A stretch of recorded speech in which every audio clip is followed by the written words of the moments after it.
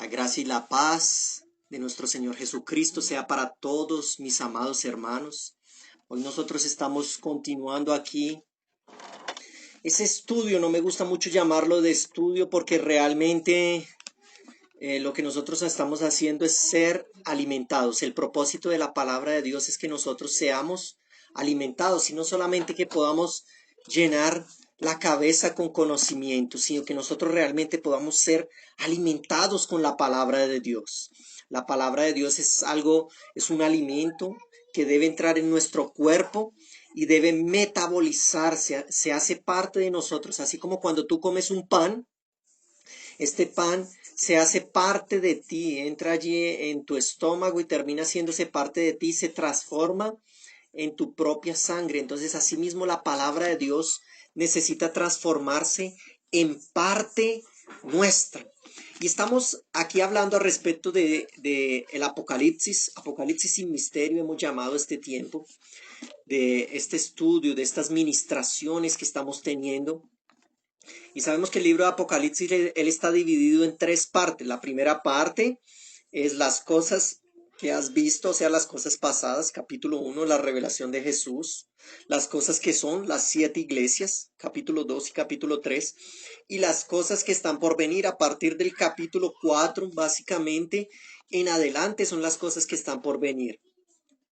Entonces, ahora en este tiempo, pues estamos en esa segunda parte del libro de Apocalipsis, que son las cosas que son, y hemos estado mirando cada una de las iglesias.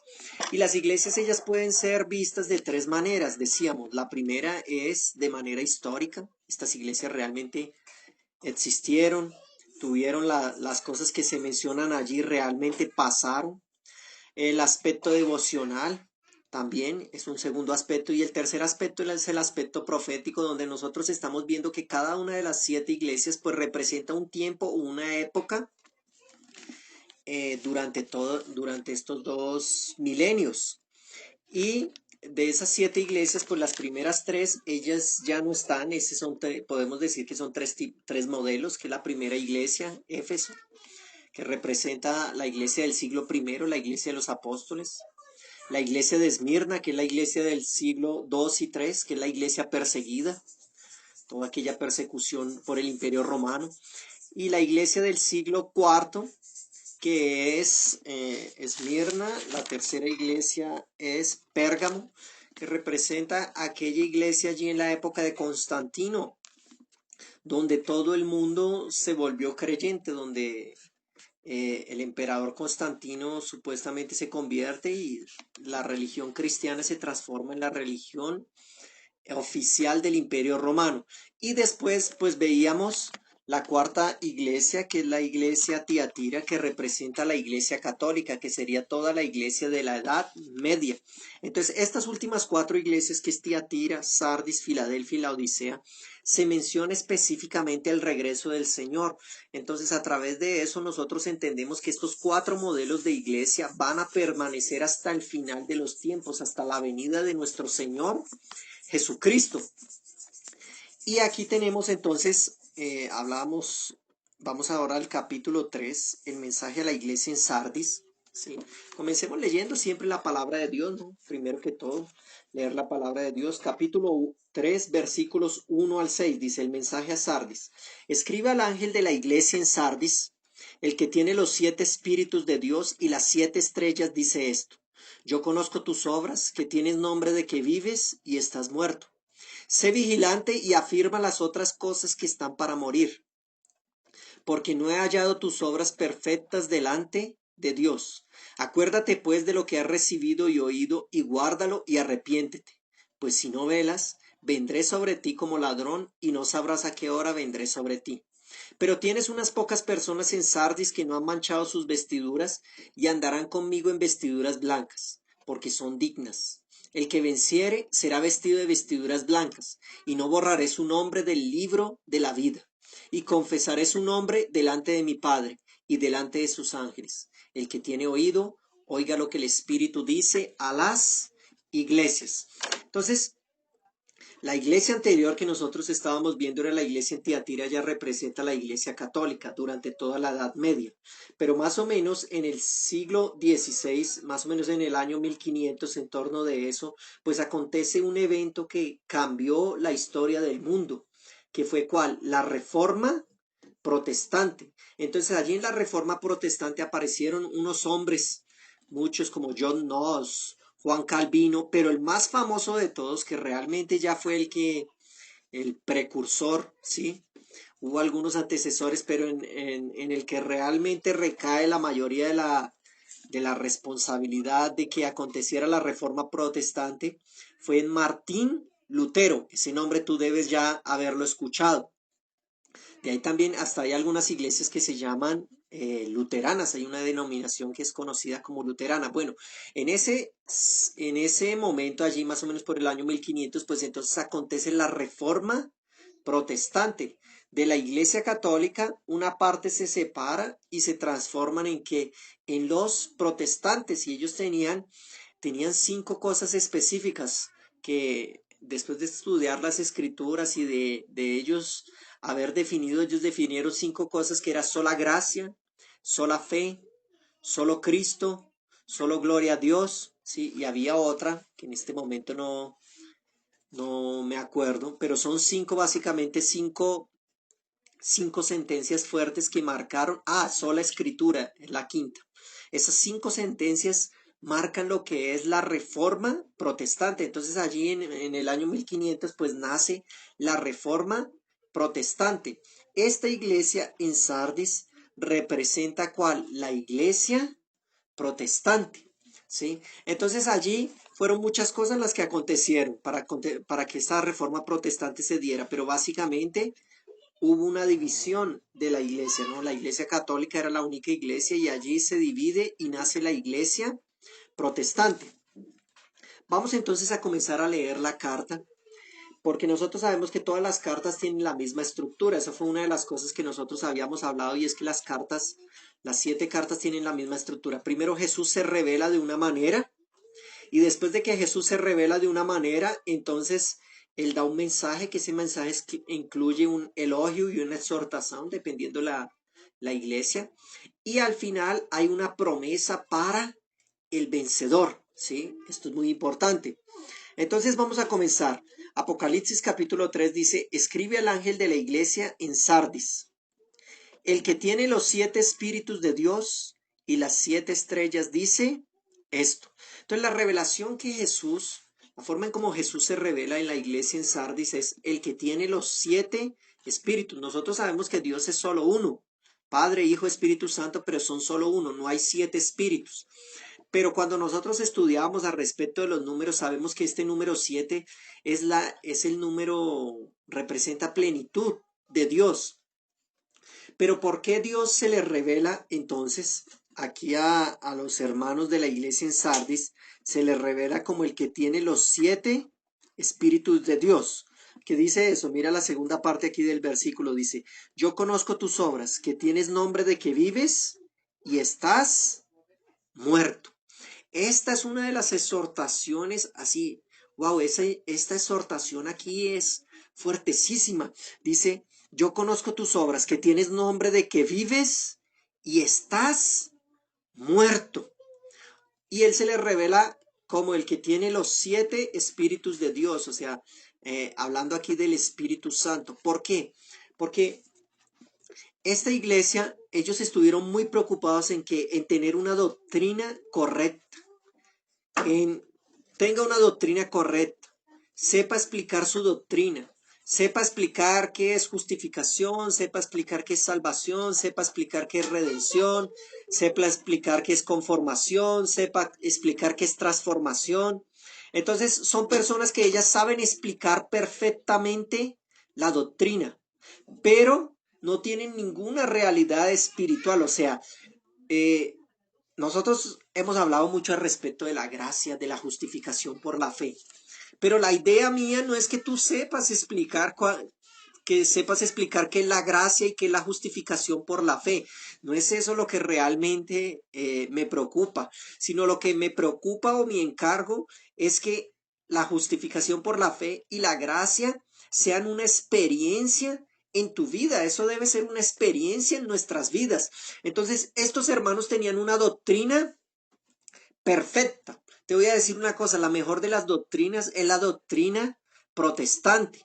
Nosotros leemos los libros que ellos escribieron, somos resultado de los libros que esos hermanos escribieron, son los mejores libros, son los que tienen la mejor doctrina, doctrina cristocéntrica y todo, pero la exhortación que Jesús les está haciendo aquí es cuál: yo conozco tus obras, que tienes nombre de que vives y estás muerto. ¿Por qué? Porque ellos enfatizaban bastante esta parte de la doctrina, pero mis amados hermanos, la doctrina es importantísima, pero nosotros necesitamos no solamente enfatizar la doctrina, sino también enfatizar que nuestra relación con Dios. Jesús le dijo a los fariseos, en uno de sus discursos les dijo: ustedes escudriñen las escrituras porque a ustedes les parece que en ellas tienen la vida eterna, y eso es verdad. Y aún así no queréis venir a mí. O sea, ellos iban a la Biblia, los fariseos iban a la escritura, memorizaban, aprendían, estudiaban profundamente, pero no iban al autor de las escrituras para aprender con él. Entonces terminaba tornándose solamente que letra, conocimiento, muerte, sin amor. Entonces, por eso, aunque nosotros enfatizamos la doctrina, también nosotros enfatizamos que la relación, por eso hablamos de oración, por eso hemos enseñado al respecto de ayuno, de adoración, hemos enseñado a relacionarse con Dios. Entonces, la doctrina es importante, pero al mismo tiempo es importante que la relación, porque si no, entonces nos pasa lo del fariseo y el publicano. Los dos suben al templo. El fariseo está totalmente correcto en su doctrina, pero en su corazón está totalmente equivocado. Por el otro lado, el publicano está totalmente errado en su comportamiento, pero él abrió el corazón. ¿Para qué? Para escuchar a Dios. Se arrepintió y Dios lo justificó. Entonces, por eso es que dice aquí: yo conozco tus obras, que tienes nombre de que vives y estás muerto. Una de las cosas que hemos enfatizado estos últimos días, que yo he predicado también en los cursos, le he enseñado a los hermanos, es que esta palabra que en el Nuevo Testamento aparece como verdad, realmente la mejor traducción no es verdad, sino la mejor traducción es ¿cuál? Realidad. Entonces Jesucristo es la verdad, Jesucristo es la realidad, ¿sí? Entonces el Espíritu Santo no es solamente la verdad, sino la realidad de las cosas de Dios en nuestras vidas.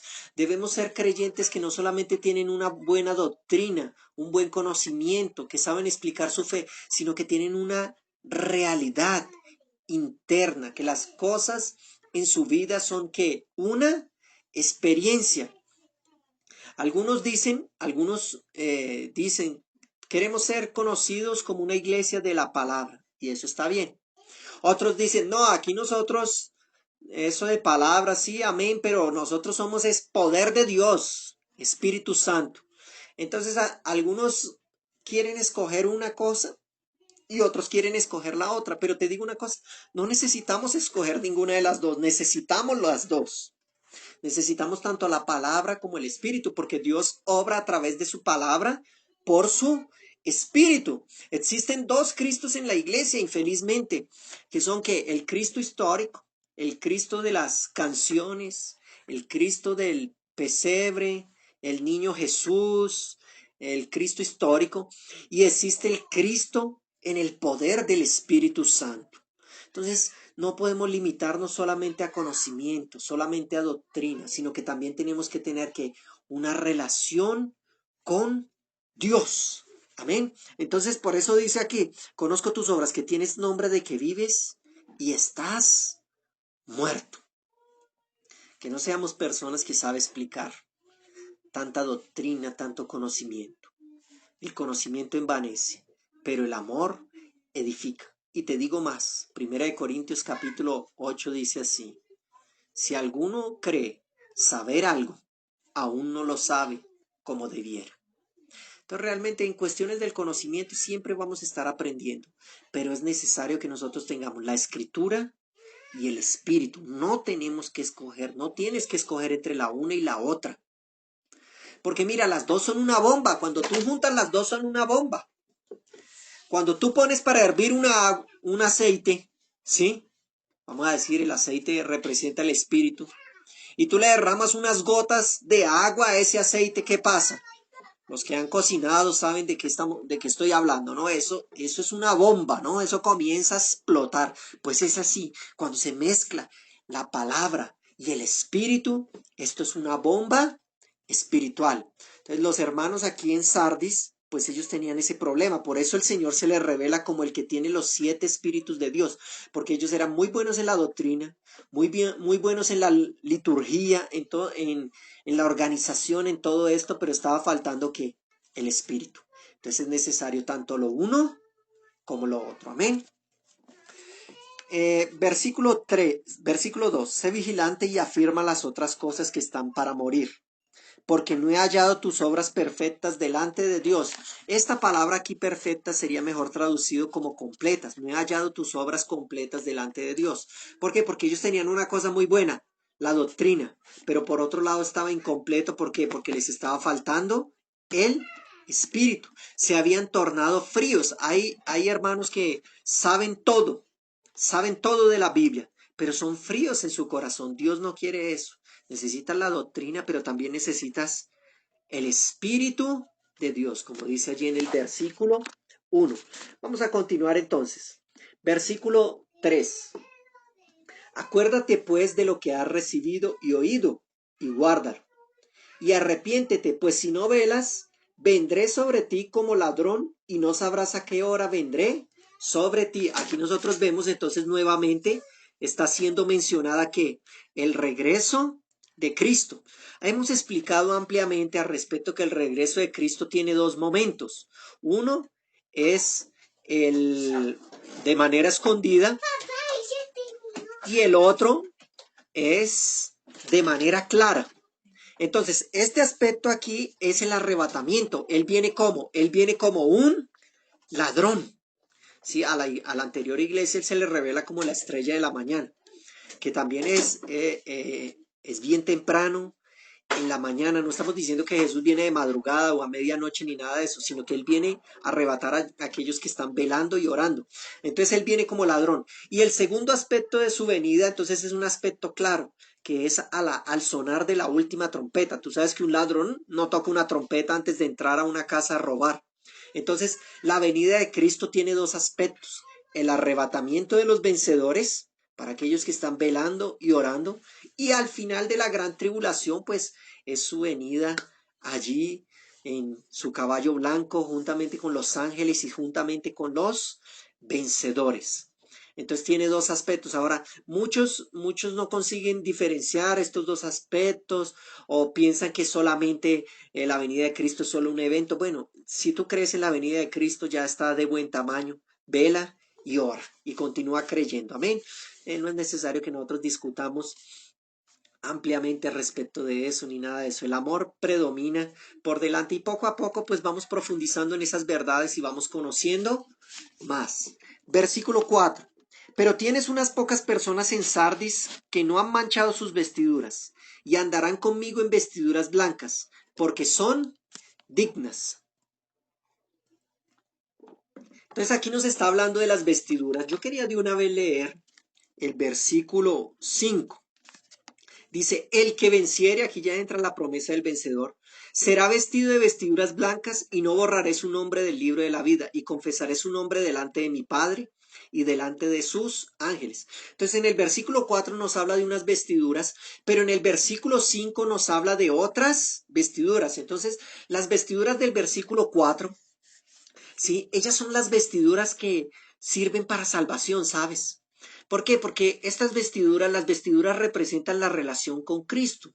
Esto fue una cosa que Adán y Eva, ellos comprendieron bien al inicio. Cuando ellos habían pecado, ellos comprendieron que no podrían comparecer delante de Dios andando desnudos. Entonces hicieron ropas de higuera, pero sabemos que las hojas de higuera pues terminan secándose. Entonces, ¿qué es lo que pasó? Dios mató a aquel cordero, ¿sí? No dice cordero, pero creemos que es un cordero.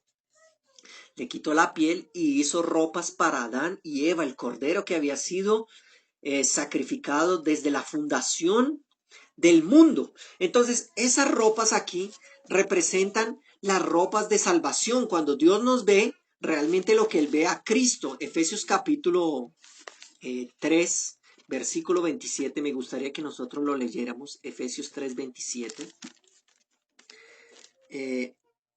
Perdón, Gálatas 3, versículo 27. Si tú tienes tu Biblia ahí, puedes acompañarla. Gálatas 3, 27. Porque todos los que habéis sido bautizados en Cristo, de Cristo estáis revestidos. Entonces, estas primeras vestiduras que nos está hablando aquí en el versículo 4 son las vestiduras de salvación. Porque mira una cosa, dice el que, versículo 4, pero tienes unas pocas personas en Sardis que no han manchado sus vestiduras y andarán conmigo en vestiduras blancas, porque son dignas. Mira, realmente digno nadie es delante de Dios por sí mismo. Pero cuando tú tienes las vestiduras de Cristo, entonces tú te tornas digno. Amén. Y ahora el versículo 5 ya habla al vencedor, para tú darte cuenta que son diferentes. Le está hablando ahora al que venciere. El que venciere será vestido de vestiduras blancas y no borran, vestido de vestiduras blancas. Entonces, esta es otra vestidura. Una vestidura es para salvación. Esa nos capacita para la vida eterna, pero las vestiduras del versículo 5 nos capacitan para qué? Nos capacitan para la recompensa. Entonces, las vestiduras del versículo 4 son esas vestiduras de Gálatas capítulo 3, versículo 27. Todo el que fue bautizado en Cristo, de Cristo está revestido. Pero las vestiduras del versículo 5, que son para el vencedor, ya son otro tipo de vestiduras, son las vestiduras nupciales, son diferentes. Tú sabes que una cosa es estar vestido normal y otra cosa es estar vestido para un matrimonio. Mira lo que dice Apocalipsis capítulo 19, versículo 8. Y a ella se le ha concedido que se vista de lino fino, limpio y resplandeciente, porque el lino fino es las acciones justas de los santos. Pareciera que hubiera una contradicción. ¿Cómo así? ¿No dice que estas vestiduras de salvación Cristo nos las colocó? Sí, cuando nos bautizamos, sí. Pero estas otras vestiduras son las vestiduras nupciales y nos habla de las acciones de los justos, ¿sí? Cada vez cuando tú eres salvo, Efesios capítulo 2, dice que nosotros fuimos salvos para buenas obras. Entonces, después de que nosotros somos salvos, ahí comenzamos a hacer buenas obras. Esas buenas obras son hechas en el poder del Espíritu Santo, por la gracia de Dios, obras que son la voluntad de Dios, son las que cuentan delante de Dios. Entonces es como si con cada obra que tú haces, tú estás tejiendo una ropa, pero esta ropa no es para salvación. Esa ropa que tú estás tejiendo son los vestidos nupciales. Ellas son para qué? Son para calificarnos para la recompensa. Entonces, para ser salvos nuestras obras son inútiles, pero después de que somos salvos nuestras obras hablan de nosotros, ¿cierto? Nuestras buenas obras hablan de aquella realidad espiritual que nosotros tenemos. Si no, entonces habría una contradicción en nuestras vidas. Mira aquí una parábola en Mateo capítulo 22. Vamos a ver, esta parábola ilustra perfectamente esto que yo estoy intentando aquí explicar, ¿sí?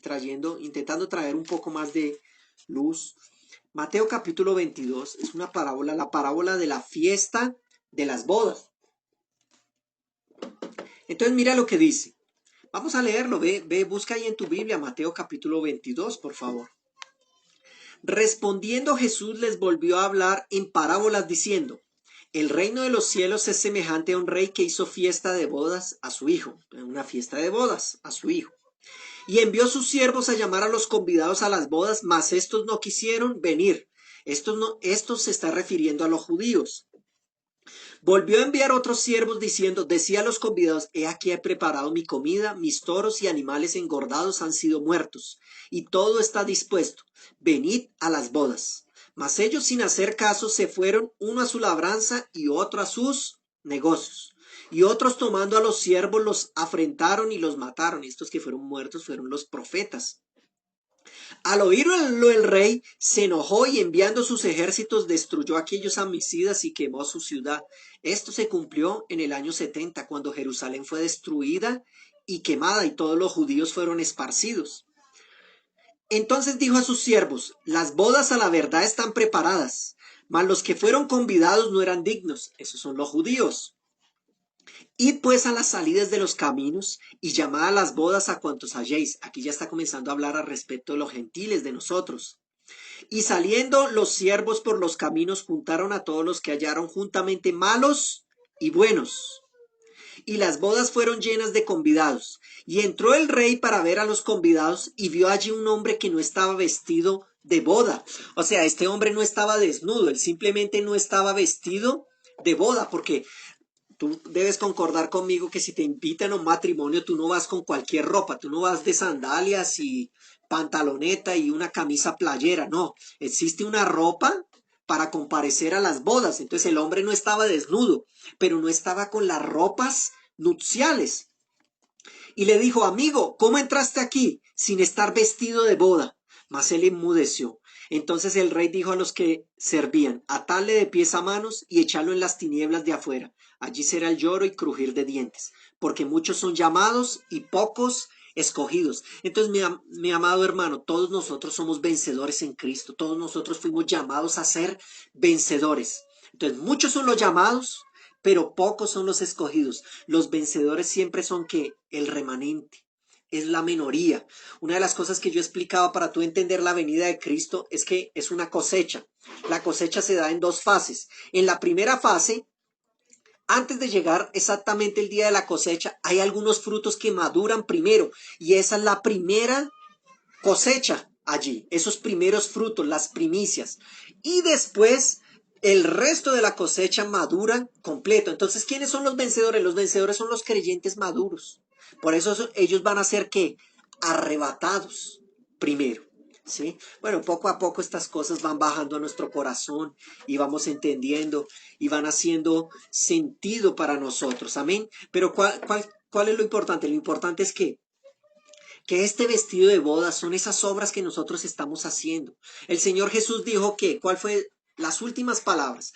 Lo que más tú tienes que tener en cuenta en relación a un hombre, por lo general un hombre o una mujer, el día de su muerte hay que tener prestarle mucha atención. Es igual que que dices, ¿no? Cuando un empleado es despedido de una empresa, ¿sí? Alguien decía, no, si un empleado es despedido de una empresa, que el dueño de la empresa debería llamarlo para conversar. ¿Para qué? Para preguntarle al respecto de la empresa, respecto de todo, porque una persona cuando ya no tiene nada que perder, ella habla todo. Cuando una persona ya está en el final de su vida, también habla todo. Cuando las palabras de una persona son las últimas palabras, esa persona habla lo más importante, habla todo. Entonces las últimas palabras de nuestro Señor Jesucristo antes de irse a los cielos fueron cuáles: id y haced discípulos de todas las naciones. Entonces cuando nosotros hacemos discípulos, edificamos la iglesia, predicamos el evangelio, ganamos almas, discipulamos, entrenamos, enviamos. Entonces es como si nosotros estuviéramos tejiendo esos vestidos nupciales. Entonces nosotros tenemos un primer vestido que es cuando nos bautizamos. Todo el que se ha bautizado, Gálatas 3:27, en Cristo, de Cristo está revestido, vestiduras para salvación.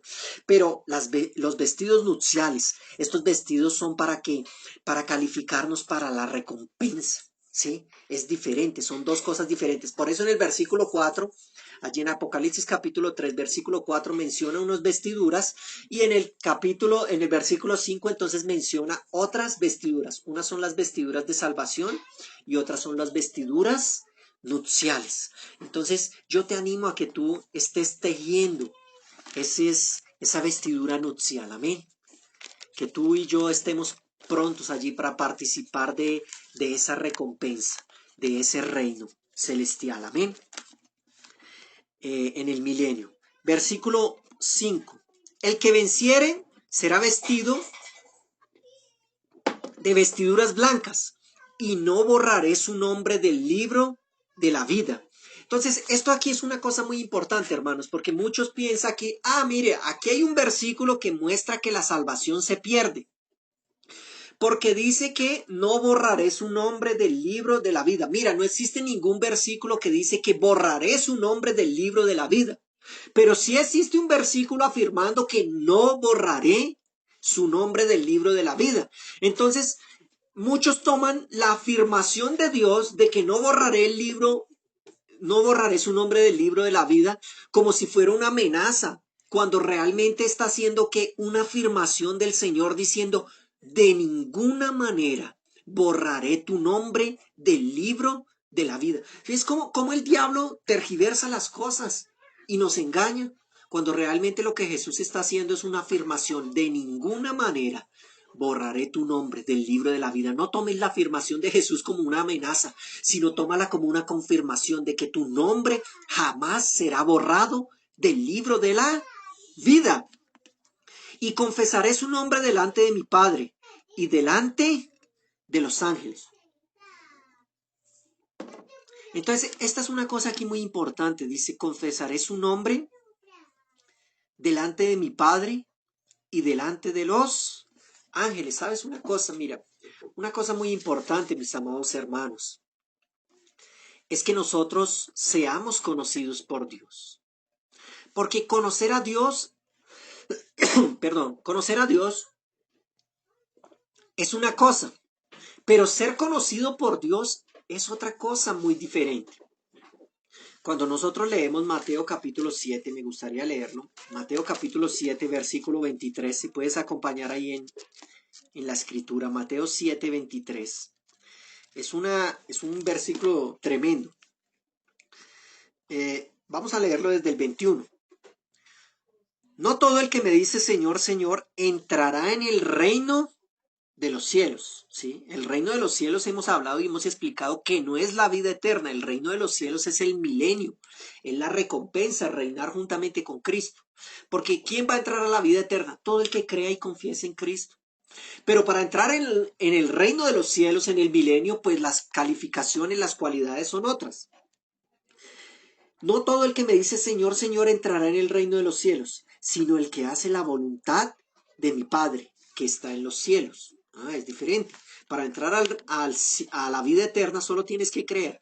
Para entrar en el reino, recibir la recompensa, debes hacer la voluntad de tu Padre. Muchos me dirán en aquel día, Señor, Señor, ¿no profetizamos en tu nombre? ¿Y en tu nombre echamos fuera demonios? ¿Y en tu nombre hicimos muchos milagros? Entonces les declararé, nunca os conocí, apartados de mí, hacedores de maldad. Estos versículos son tremendos, ¿no? Porque estos hombres realmente, Jesús no dijo en aquel día, me dirán, no profetizamos en tu nombre, no echamos fuera demonios, en tu nombre hicimos muchos milagros. Jesús no está diciendo que lo que ellos hicieron fue falso. Realmente estos hombres conocían a Dios y por conocer a Dios, Dios los capacitó, el Señor Jesús los capacitó para profetizar, para expulsar demonios, para curar enfermos. El Señor los capacitó. No fueron milagros de mentiras, fueron milagros de verdad, fueron reales. Pero cuando ellos se presentan delante de Dios, Dios dice que no los conoce. ¿Por qué? Porque una cosa es conocer a Dios, otra cosa es ser conocido por Dios. Entonces, parte de la recompensa aquí es que el Señor confesará, dice, y confesaré su nombre, versículo 5, parte B, confesaré su nombre delante de mi Padre y delante de sus ángeles. ¿Sabes? Esto es un gran honor. ¿Cómo ser conocido por Dios? Primera de Corintios capítulo 8, versículo 2 dice, y aquellos que aman a Dios son conocidos por Él. ¿Sabes? Vestidos nupciales, como yo estaba hablando, ¿no?